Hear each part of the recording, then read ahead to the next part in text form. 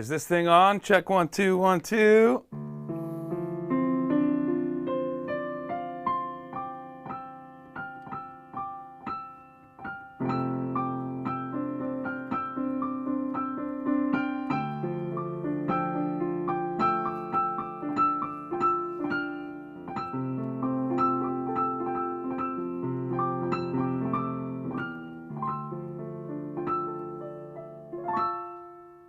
There's a Halloween chord. What's going on, everyone?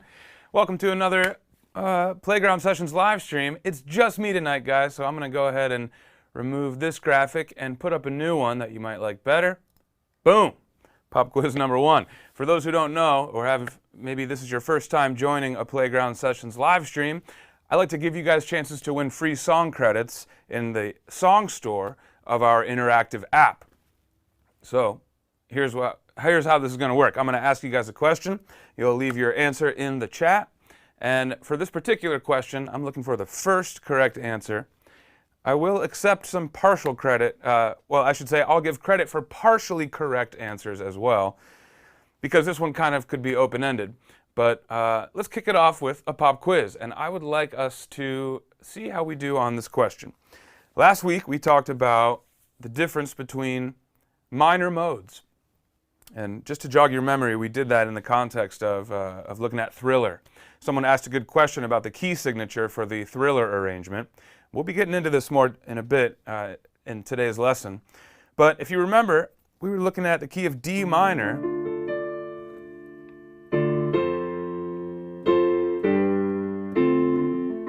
Right? And what we talked about was that was a different minor mode than what we typically see when we look at natural minor, when we look at the relative minor of a major key. And so we talked about this mode being Dorian mode. Can someone tell me, here's the question, name some differences or a difference between a Dorian minor mode and our sort of normal natural minor? Who's got me? There's one big answer that we talked about, but you could argue there's a couple of other ones. So I'm going to head to the chat here. First of all, I'm going to make sure that everyone is... Okay, cool. Looks like people are hearing me. You guys, it's rough out here sometimes when I don't have Aiden or Andrew. Now I'm moderating my own my own comments here tonight as well. So it looks like Charles Smith says the answer is 42 for all questions. Charles, that's a good strategy. Maybe one day that'll pay off for you. But that's not the correct answer for this specific question. I'm going to let you guys just have another minute or so to write your answers. What's the difference between a Dorian minor mode and our typical natural minor, Aeolian minor? What's the difference? And in the meantime, I'm going to jam a little bit on the song that I know you guys want to learn today.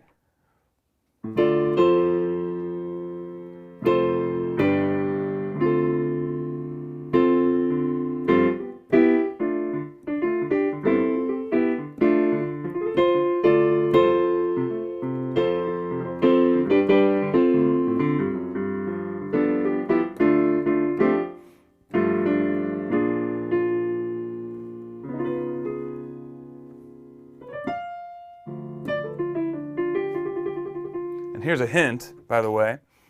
D minor, we're in the key of D minor, and this is Dorian. We see a G major chord as our follow-up chord. That should be a hint there.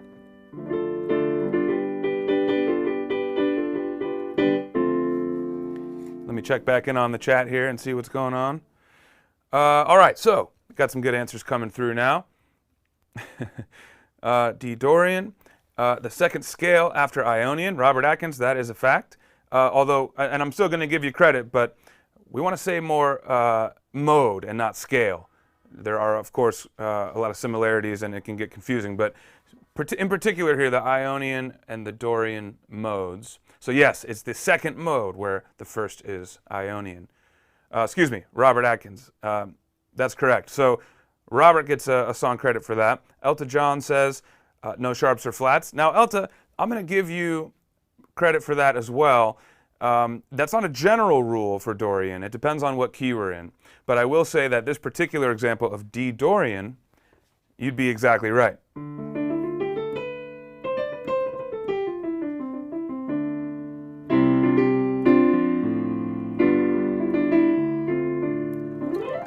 All white keys.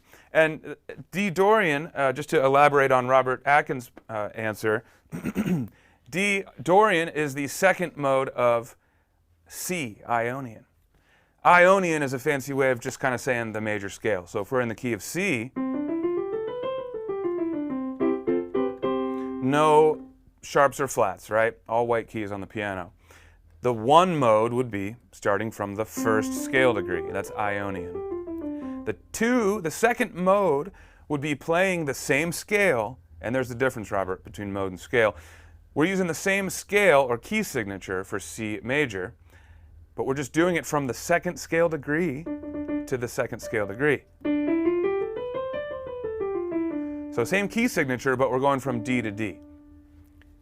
And so Elta, that's correct. For D Dorian, you're still using the key signature from C major. Okay, so I'm going to give you a song credit for that too. Charles Smith says Dorian has 2 flats, a third, and a 7. Interesting point here, Charles. You're right in the sense that a minor scale that follows the Dorian mode would have a minor third. It would have a normal or natural 6, but it would have a flat 7, back to root. And so that would be taking into account, let's say we're thinking of D Dorian, you're applying that to D major scale. That's not necessarily wrong, it's just a different set of numbers to do that with. A D Dorian scale, if you wanted to think about it in relation to a D major scale, then you'd be right. 1, 2, 3, no, it's got to be a flat 3, right? 4, 5, 6, 7, no, it's got to be flat 7. So Charles Smith, just a slight correction, D Dorian. Oh no, actually I'm wrong. Dorian has 2 flats. Yeah. So if we want to consider this against the major scale, you're right, Charles. And so I'm going to give you a song credit for that as well. Let's see here. Let's keep looking at these answers here. That's 3 song credits so far. Good work, team. Robert, you're correct. Let's see here. Yep, Robert says Aeolian is the 6th mode. That's right. Dorian would be the 2nd. That's been said. Great. Lily May, I like your answer. It's not right or wrong. It's kind of subjective, and that's why I can't give you a song credit for that. But I do like where your head is going with that, Lily May, where you're sort of describing the modes in more practical terms. A lot of times this stuff can sound really academic. Some may say Aeolian sounds more minor because it has that flat 6 to 5, that interval there. Whereas Dorian, if you were going to do A Dorian, it has that natural 6. So that natural 6 to me makes it feel a bit more bluesy.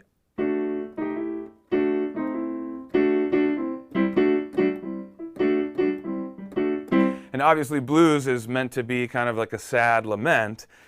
However, if you compare that to this kind of sound, that's even sadder, right? In fact, that to me is like maybe melancholy or even some terror. Whereas if you go with the natural 6, then there's a bit more of a major sound in there.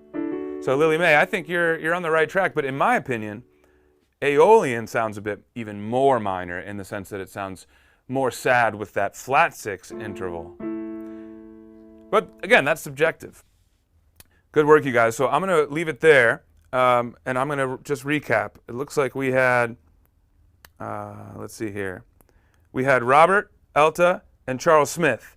You guys each get a free song credit for your answers. Good work. So we talked about D Dorian, and that's the key that I want to keep us in for Thriller. And so speaking of Thriller, why don't we kick into that right now? And I've got my own arrangement of Thriller for today.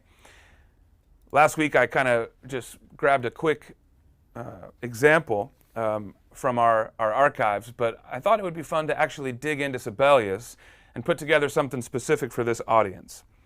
So we're looking at it, and what I've got is actually about a page worth of stuff, and we may not get to it all today, and that's okay. We still got one more lesson here before Halloween, but I wanted to talk through what I have here. So if everyone can take a look at the notation on screen, we're looking at the verse. And this is a sort of an easy intermediate version that I've put together where we have a bit of the bass line. So if you focus in on just the bass staff, we have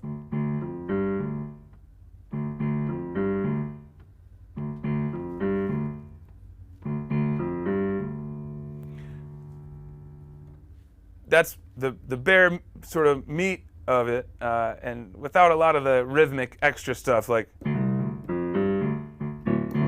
that kind of bass line stuff. But again, I wanted to make an arrangement that was a bit more accessible so we can dive into it together today. So everyone get your hand up if you're in front of your piano. I want you to have your thumb on G and then walk down from there. Pinky would be on C, but we're just really going to be using those three notes, D, F, and A for most of this.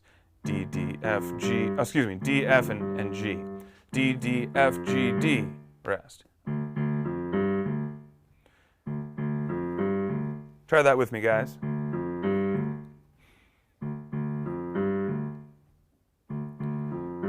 In the meantime, I see a question from Jamie Shilley. Jamie says, got a 90% on a song and it still hasn't gotten me any stars.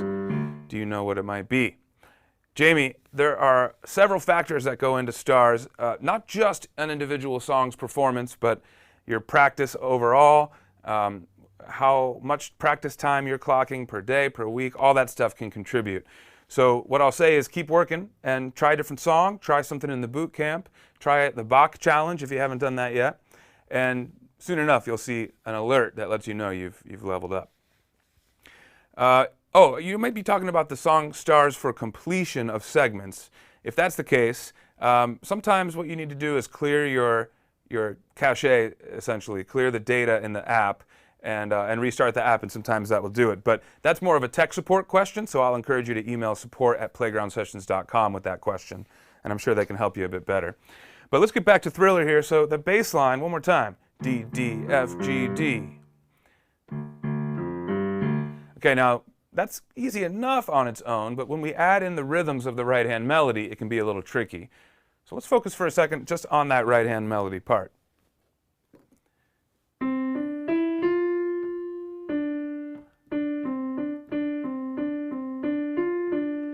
All right, there's my simplified melody there. So we're going to get our right hand in C position, right on middle C.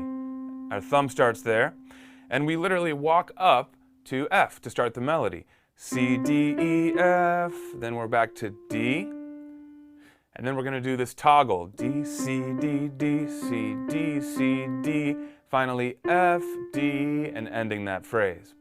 So again, 2, 3, and 4, and 1, and 2, and 3, and 1, and 2, and 3, and 4, and 1. There it was. Let's try that again. 2, 3, 1, 2, 3. And 4, and 1, and 2, and 3, 4, and 1, and 2, and 3, and 4, and 1. So there's that, and I'm going to slowly add that to the bass line. Ready?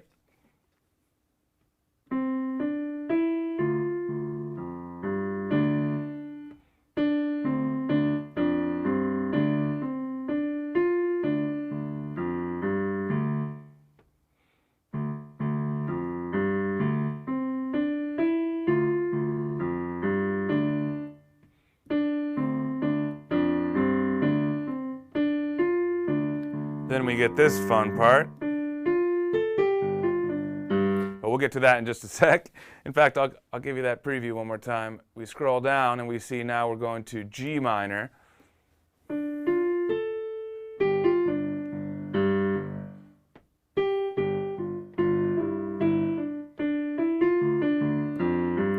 then we get back to our left hand first position for that D minor bass line. And then we do a bit of that again. We'll get to it. and then I just want to preview the ending for you guys as well. Not the ending, but the ending of today's portion, where we get into our chords that we covered last time, and I wanted to bring those back in. So again, we have then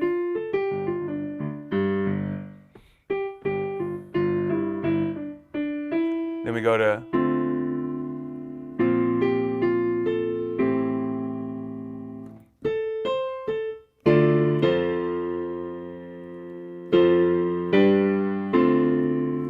yeah. All right, so we're going to get to that in just a few, but I want to go back and break down that first bit again. And so let's talk about how to handle rhythms like this and putting hands together when the rhythms are pretty independent and there's some syncopation. The key to this, you guys, is going to be to go extra slow. I know that sounds like an easy answer, but I really want you to see how slow I'm really talking about.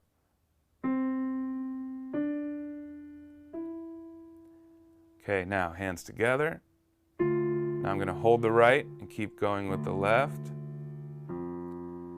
Next right hand note is going to match up with this left hand D together. Now rest.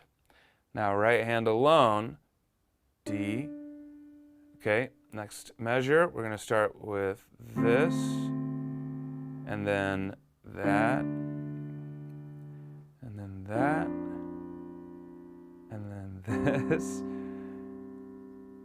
I think now you're starting to get the picture, right? That could even be slower if you need to at home. The point of that is to literally go through beat by beat. And in this case, we're in 4/4, although you don't see the time signature, my bad. But I still want us to be thinking about eighth note beats. So I want to subdivide each beat into two. 1 and 2 and 3 and 4 and. A 1 and 2 and 3 and 4 and. Okay? So counting all of those beats, I want you to factor in each one at a time and take as much time as it needs. Your hands have to learn how to put themselves together here, and it's going to take some repetition. You're going to be building muscle memory. So go slow, super slow, and that will only speed up from there. If you start slow and build good habit, it's easier as you get faster. If you try and go too fast, you're going to feel like you're hitting yourself up against a wall, more unnecessary than you need to. So keep it slow. That's my main point here. And let's check back in on the chat here real quick, because I just want to check in with you guys. Iman, oh, it looks like some people are answering Jamie's question. That's good. And it looks like that's going to get solved. So Elta asks, does the D minor denote that it is in the minor key? Natural minor would not, but a natural D minor would be in the key of F. Okay, it's a good question, Elta. Let's clarify that. DM is just like a shorthand chord symbol for D minor, just a general D minor. And when I see that chord symbol, the most basic way we could do that would be this: a D minor triad, D, F, and A. Now notice, there's not a natural 6 or a flat 6 in this. There's no 6 in this. So this is just the bare bones D minor. Now, what kind of minor is it? Well, that will depend on the context. That'll depend on what's happening in the melody. But right now, the melody is just playing these three notes, which makes it, I guess, a D minor 7 if you count that C in the melody. But otherwise, we have the root and the third. So we're still not sure about whether we have a flat 6 or a natural 6. If we had this in the melody,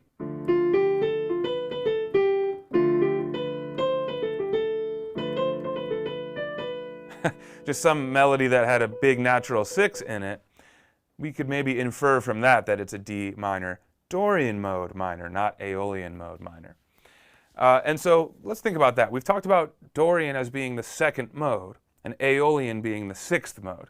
So D minor, Dorian would mean that this is the second mode of something. So what is this 2 of? Well, that would be 2 of C, 1, 2. So we would be looking to the C major scale to find out what notes are in this mode. That means no black keys, no flats or sharps. However, if we were wondering whether this was D minor Aeolian minor, then we would have to say, okay, well, what is D the 6 of? D is 6 of F. 1, 2, 3, 4, 5, 6. So we would have to use the F major scale to figure out the notes in this mode. And the F major scale has 1 flat, B flat. So then we would play that scale from D to D. That makes it Aeolian because there's that flat 6 interval right there. And that is dictated by using the key signature of F major. Has a B flat in it. We would use F major scale if we were thinking of the D minor chord as an Aeolian minor, which means we're thinking of it as 6 of something. 6, 7, 8. 6 of F. If we were thinking about it in Dorian, that's the second mode. D minor, Dorian minor, would be 2nd of C. So we would use the C major scale from D to D. And that's where we get that B natural, which gives us that Dorian feel of that major sound, the natural 6. So just a little bit more there on Dorian. And I hope that helps, Elta. I know this is kind of strange, and it's especially tough to do in one lesson in a passing way. So if this is a topic that you guys would feel more interested in, which it sounds like we are, maybe that could be a full lesson one time, talking about different modes. Actually, let me know in the chat if you guys want to talk more about modes in a more dedicated lesson.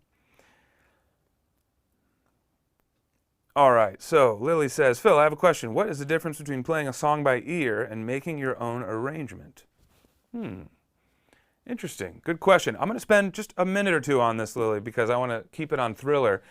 But I like this question. Lily says, Lily May says, what is the difference between playing a song by ear and making your own arrangement? I guess I would say that playing a song by ear typically means that you have figured out a song or a riff by just listening to it. And typically that means you're playing the actual riff, the thing that it's supposed to be. But if you did your own arrangement of something, then you have more freedom to change what it is. So let me give you an example. I'm going to make up something here. Well, let's just use Thriller. So let's say this was a song, and this exact arrangement was on the radio. Okay? So we were listening to the radio, and we heard this.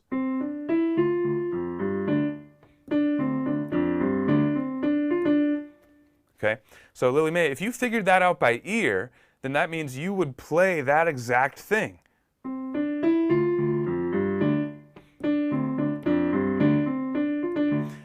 But you would not have learned it by sheet music. You would have learned it by ear. Now, what if I heard that same thing and said, I'm going to do my own arrangement of that? Well, then instead of playing it exactly like I heard it, I might instead arrange it like this.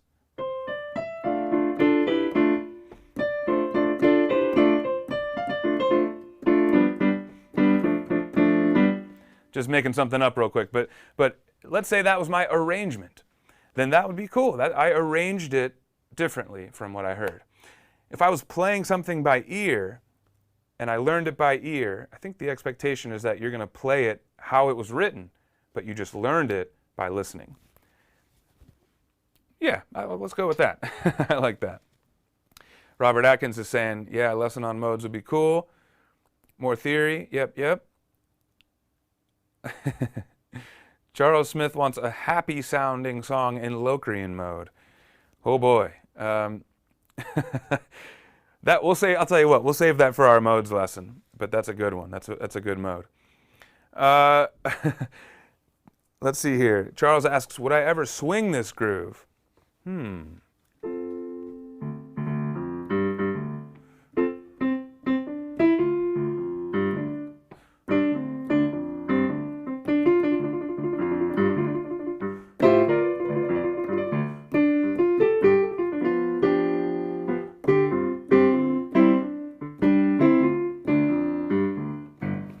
Something like that.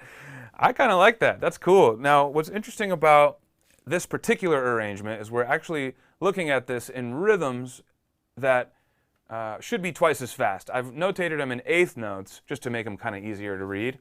But typically you would see that as 16th notes like this. 1, 4, 1, 2.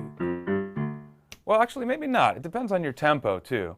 Again, I'm kind of arranging this one on the fly as we go, but the main point I'm making here is that you could actually swing this if you swung the faster rhythm. So typically we would think about swinging eighth notes like I just did. And 4, and 1, and 2, and 3, and 4, like a kind of a swingy jazz thing. But instead, if we swung the 16th notes, then we could actually get to something that sounds maybe even more like the original. E and a 2, E and a 3, E and a 4, like that.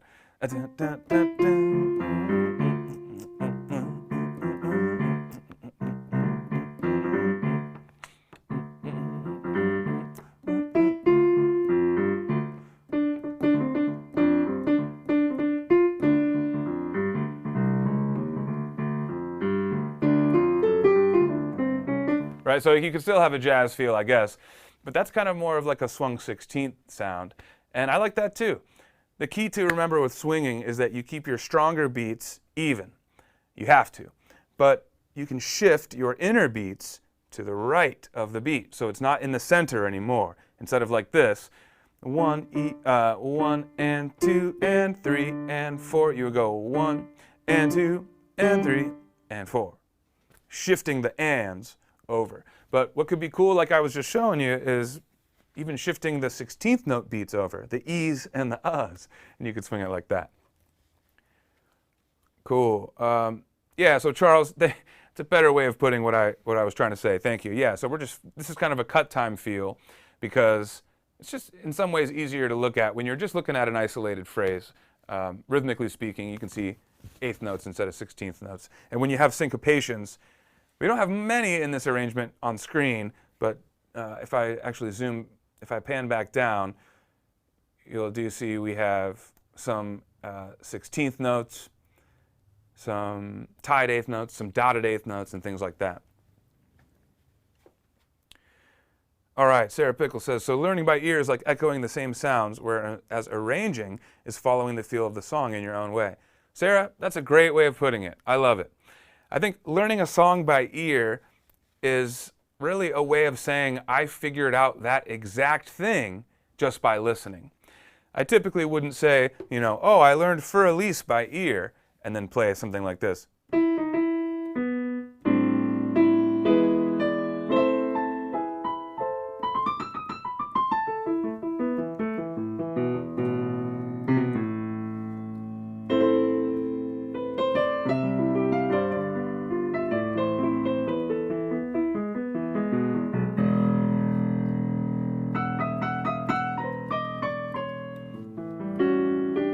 So you get what I'm saying. That was my arrangement of Für Elise. But if I said, hey, I learned Für Elise by ear, and then I played that, one might say in response, that doesn't really sound like Für Elise. But if I said, this is my arrangement of Für Elise, then I have more leeway to kind of put my own spin on it. So Sarah, I love it. That's exactly right. Oh man, I haven't had this request before.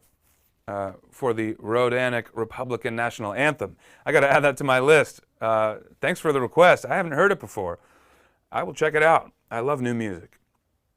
Iman says, question, how do you choose note duration? For example, 8th note or 16th note. If you change tempo and time signature, would you not end with the same sound? Yeah, Iman, I mean, you're touching on something that we talk about often in our music team meetings and with our arrangers. And that is, if you have something in, let's say, 4/4, and you write it as eighth notes, and let's say the BPM or the tempo is 100 BPM, but instead you then write them as quarter notes, but with 200 BPM, if you shift the math, then technically, yeah, you can sometimes end up with the same sounding product, even if you have two different notation approaches to get there. And so what we tend to do as Playground Sessions is meant to teach piano to students of all levels. not just performers who can figure it all out themselves, but students, many of whom are on the beginner side. What we try to do is we tend to pick the notation route that feels the least intimidating and it's the most pleasant to look at and experience and understand. Even if that means sometimes you're looking at eighth notes when the quote-unquote correct rhythms might be 16th notes. Sometimes we will do eighth notes and speed up the tempo so it does sound the same.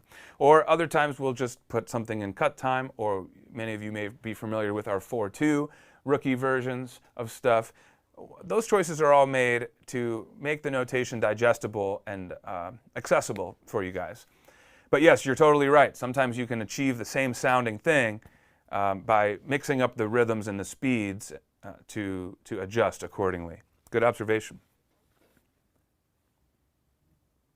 Charles says, I'm still in awe of great players who can mimic something the first time they hear it by ear. Charles, that's a skill that I plan to work on for life. I think there are some shortcuts you can do to kind of get there, to get sort of a general sense of what you're listening to. David Sides actually, likes to talk about this as well when he's learning songs by ear. He listens to the bass line first. So if I played Thriller for him on the radio, he would hear all sorts of stuff, right? Rhythms, chords, bass line, lyrics, melody. But he would first listen to the bass line to anchor him in. So you might hear...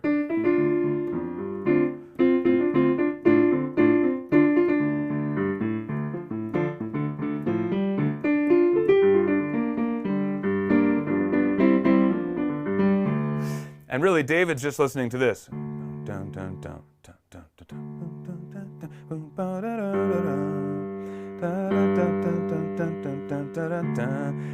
So my point is, you want to simplify and boil it down to its essence. A lot of times the bass line can tell you a lot. It can obviously tell you the roots of the harmony that you're hearing. And from there, you can build the chords on top. It can also tell you a lot about the form. Like, when does it leave the 1 chord and go to the 4 chord? Oh, and now we're back to the 1 chord. It can tell you a lot about the form that way too. You can also listen for things like, is it swinging or is it not? All that stuff can be heard in the bass line. So that's a good starting point. And then you want to pick out your melody. And often the melody will tell you the quality of the chord. So if you're down here playing D, you may not know if it's D minor or major. But when you get the melody in there,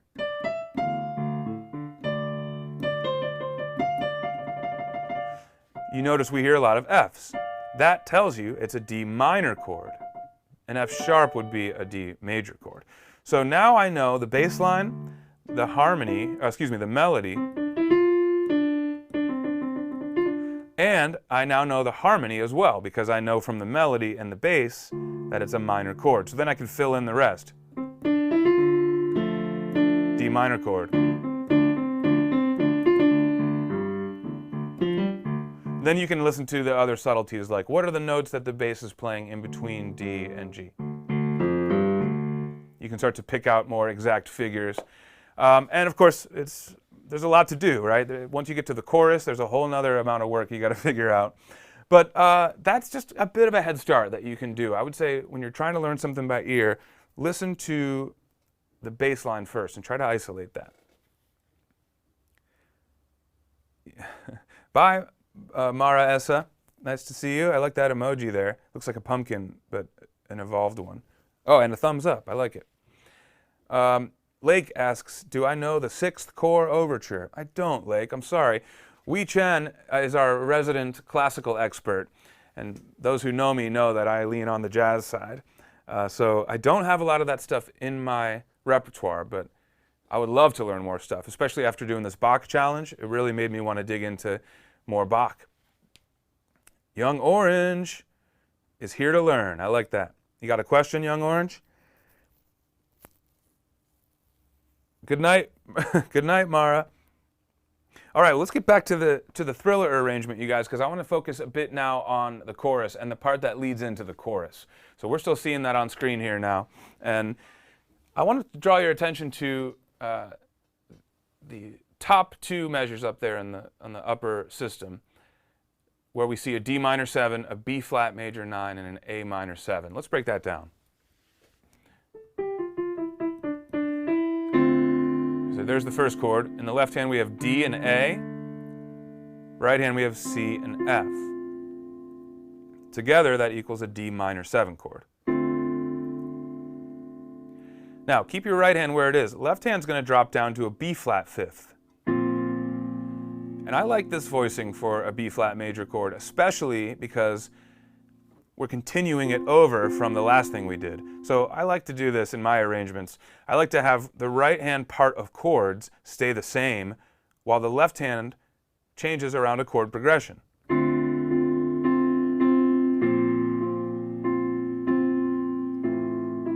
And then here the melody will change it. But I like to have common tones when I change chords. So that's what I have in my arrangement here. First we start here, and then left hand drops to B flat fifth. And there is our resting chord on an A minor 7 there. Could kind of go up to this dominant chord. But I think it's a minor 7 in the original notation, but I also just like it, again, because we have that constant of that C while the chords are changing. Rest. The good stuff.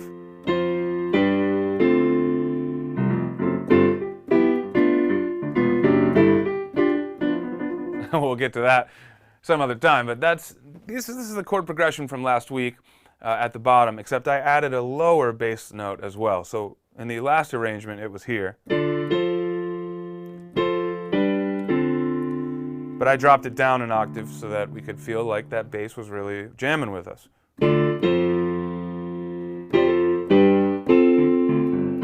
Okay, so let's talk about that. First, again, let's just get the right hand up and practice that with me here. D minor 7.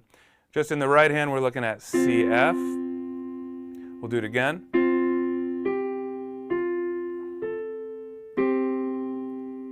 So I like to hold the thumb C down underneath all 4 of those eighth notes there, underneath the B flat chord.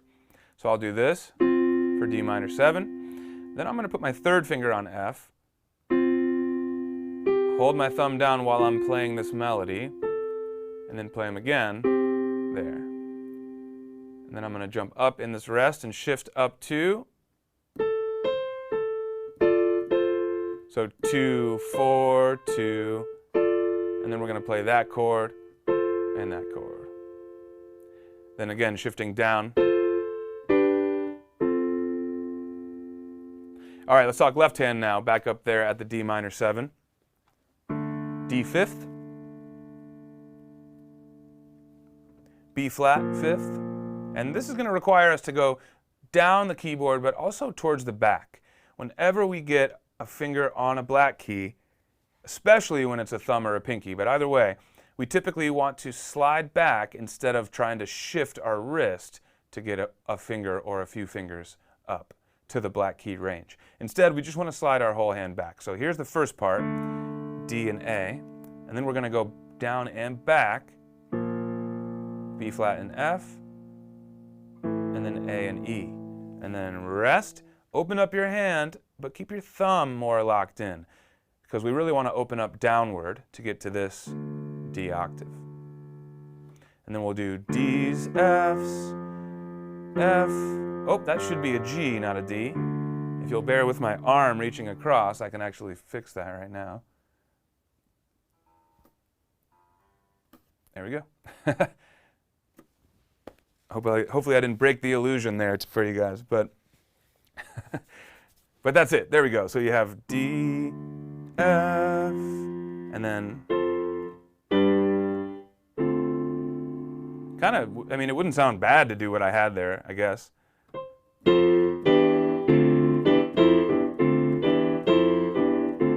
It's just not the right chord for the progression, right? We just really want that strong F, G, D minor 7. So the same thing is going to be said here, guys, to put this together that I said in the earlier part, in the verse. You have got to walk through it slowly in each beat. But it likely will be easier than before because you don't have as many different rhythms between the hands. In fact, when we get to these two measures here that start our chorus, we're playing the exact same rhythms. Between the hands, I should say. But in these two measures higher up, we have a few syncopations, so let's talk about that. Now, right hand goes on its own, and then hands go back together, and then as the left hand's opening up, right hand moves up on its own, then we're back to hands together. So one more time on the D minor 7.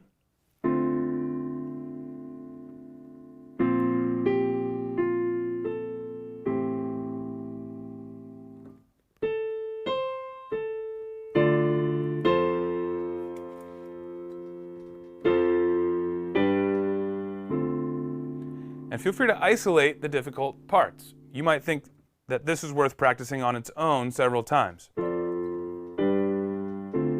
then you just loop it.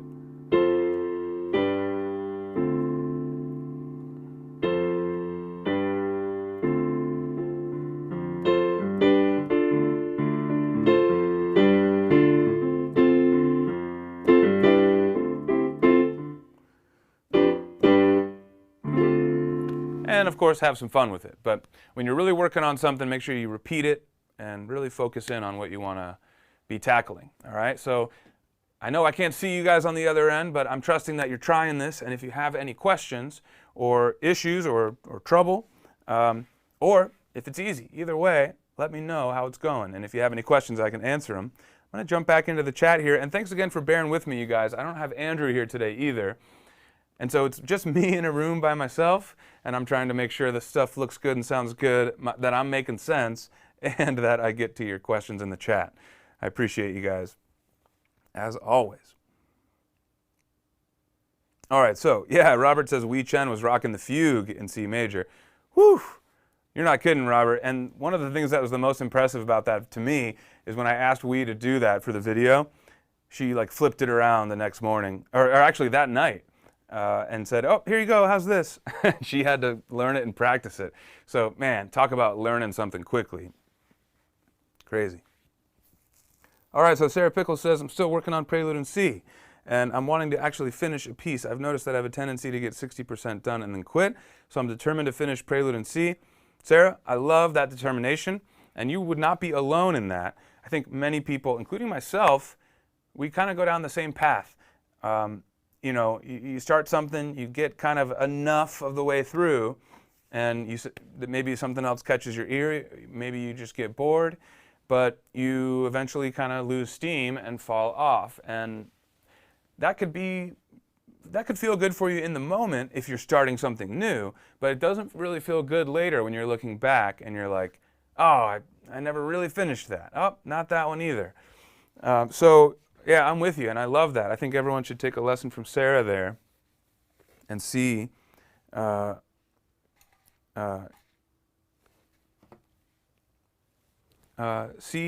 through, I guess, is the way to say it. I mean, it's easy to say, but it can be really difficult to do. So even though we released our final lesson, right, for it already, and we're not going to be starting our next challenge next week by any means, but it's coming in the pipeline. I don't want you guys who are still working on Prelude in C to feel like you have to move on without finishing it. We're going to keep it in the course tab, in the challenges tab for you guys, so that you know, many of you are still in the middle of the lessons that we've been putting out, and that's totally okay. By no means are you supposed to, you know, have everything mastered the day we give it to you. So I would highly encourage people to continue down the path if you're still working on it. And continue to ask questions about it in these lessons as well, because I'll still be here. And I love to hear that. All right, let's see what else we got here. Charles Smith says, great voice leading in this tune.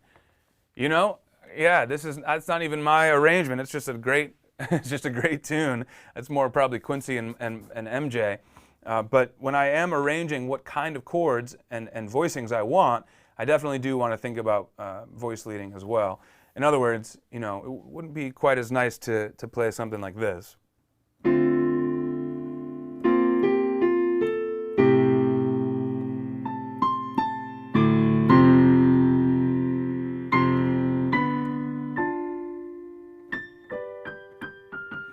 Doesn't sound wrong. I'm not playing wrong notes, but the way that I arranged it for that little that little demo, I was purposely not voice leading well. I was jumping around too much, and it can be harsh on our ears. But the more you can connect stuff in the least distance possible, then, in other words, good voice leading, then everything sounds very good to the ear. So, in other words,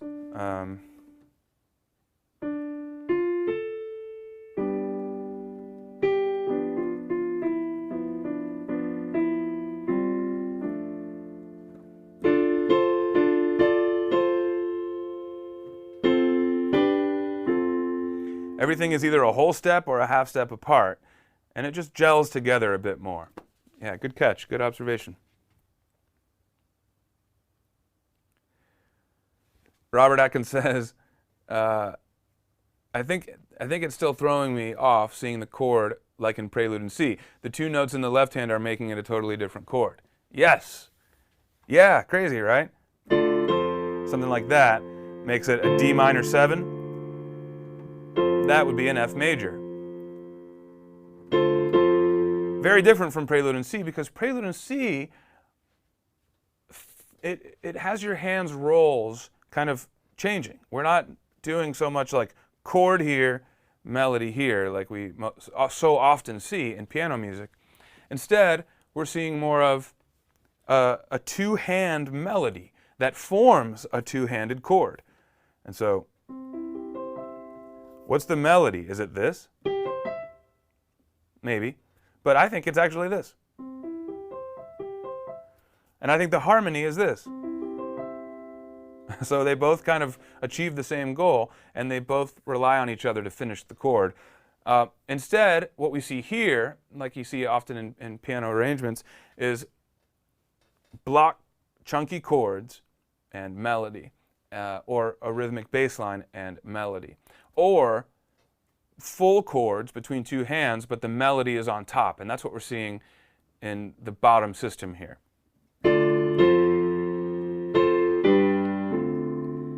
It's really just chords, but since the melody is on the top voice of the chord, again, that's a really important arranging trick. Not a trick so much as just a tip. Keeping the melody on top of your arranging will help make it audible and clear and sort of stand out on top of the rest of the harmonies. So, yeah, again, great point. And it is interesting to kind of jump between something like Prelude in C and Thriller, not just because of the genre differences and the stylistic differences, but stuff like that too. Yep. Thank you, Alta. You like the arrangement? Let's keep working on it, and maybe next week I'll have the whole thing done. We can try and get it in the song store before Halloween's up. But you know what? Thriller is not just a Halloween song, right? Thriller is timeless. It's a classic that goes all year, I think. So we can keep it going. Charles Smith got the Chordify app. Nice. How do you like that, Charles Smith? Usually that stuff is pretty accurate, but sometimes you'll run into chords that they could be serving different functions depending on the context. So sometimes if you see a chord like this, well, is that a C sus or a G sus or an F sus 2? Right now, on its own, out of context, it looks like a C sus 4, which would resolve like this. But in a different case, you might see this exact same chord as a G sus 4, a G sus 7, a G7 sus, excuse me. Take the G on the bottom, and that's a G sus sound that we actually have in the Bach tune, right? And then we go. So there it would be a G sus resolving down like that. And if we had it in this voicing, you might see it like that. Or it could be an F sus chord, an F sus 2 to be precise.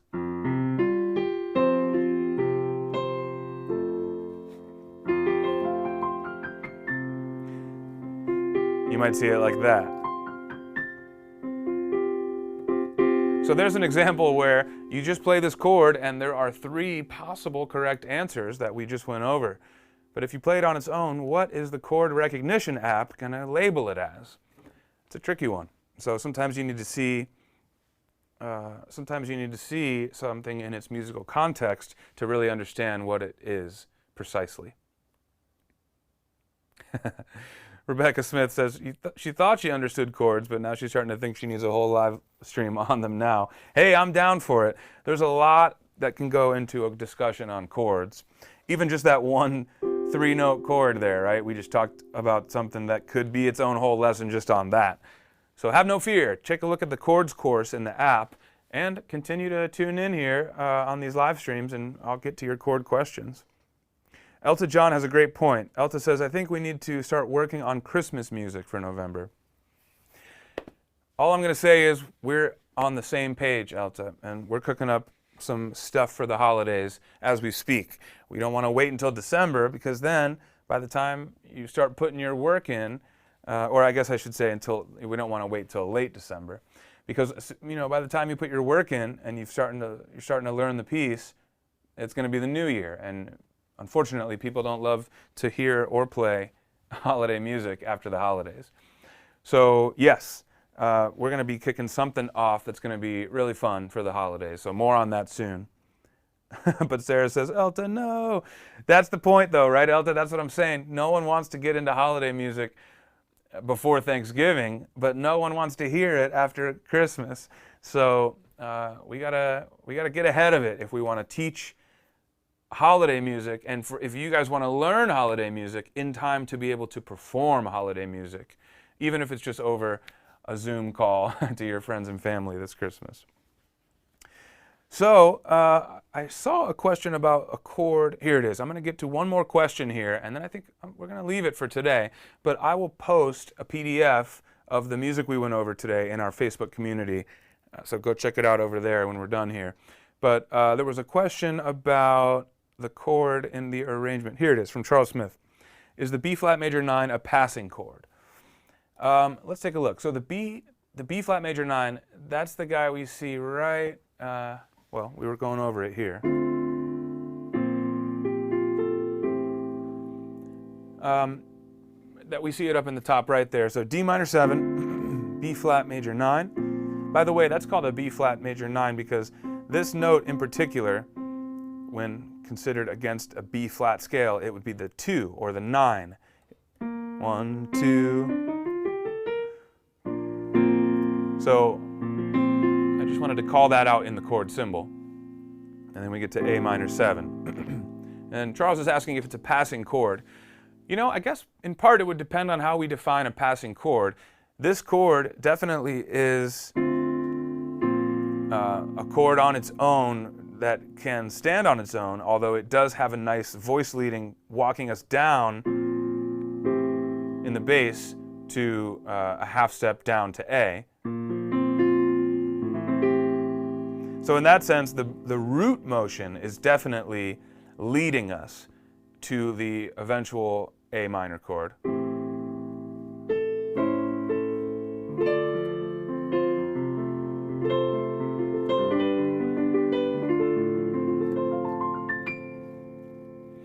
Guys, we're going to call it a day there, but thank you so much for tuning in. Thank you for all your questions today.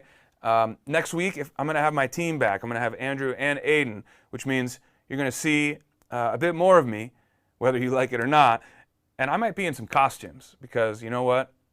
Halloween's fun, and this spooky Halloween music, I think, is much more fun when you get in the spirit. So thanks for tuning in, guys. Thanks for getting into the Halloween spirit with me.